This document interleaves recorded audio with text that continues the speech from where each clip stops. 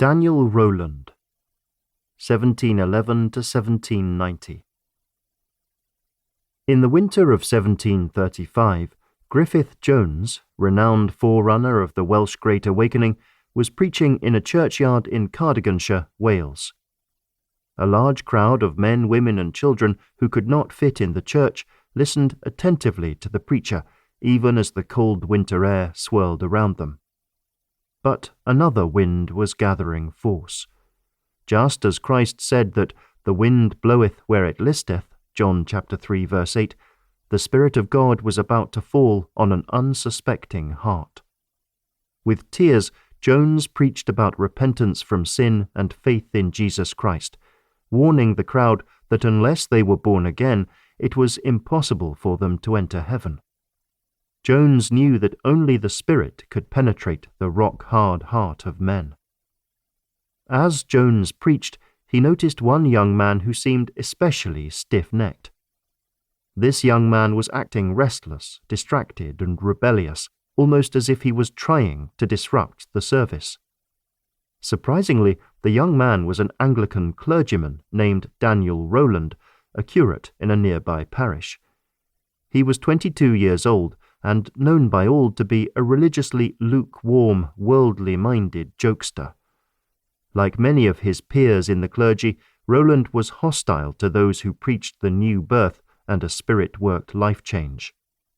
He seemed to want Jones to know that he and his message were not welcome.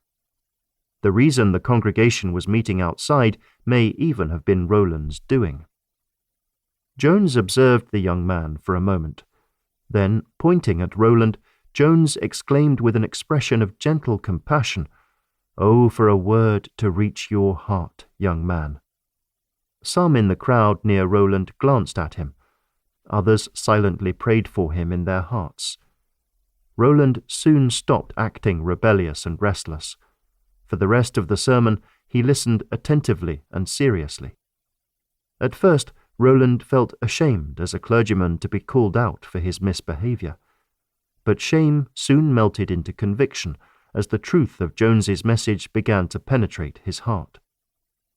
After that day, Rowland would never be the same. Neither would Wales. No longer a mocker, Rowland wanted to be a follower and sought out Jones as his spiritual mentor. Once hostile to the gospel of Christ, Rowland was to become one of the greatest gospel champions that Wales has ever known. Early life and ministry beginnings. Daniel Rowland was born in 1711 in Nant Cynlo, South Wales. When he was a young child, he survived a near-death experience when a large stone fell from the top of a chimney onto a spot where he had been sitting by the fireplace a few minutes earlier. Rowland was intelligent, lively, and athletic, but as a young man he was known for his levity and worldliness. He was short of stature, but rugged and tough.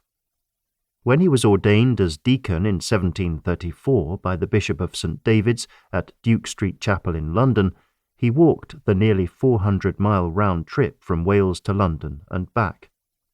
A short time afterward, he married Eleanor, a pious farmer's daughter of Puritan-style upbringing. Rowland's first ministry assignment was as a curate for the Llangeitho and Nant Cynlo parishes. His first sermons were nothing more than short essays on striving for moral goodness and keeping God's law.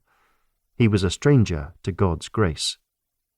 But when Rowland's life was turned upside down through the Spirit-worked preaching of the gospel, his own ministry was transformed.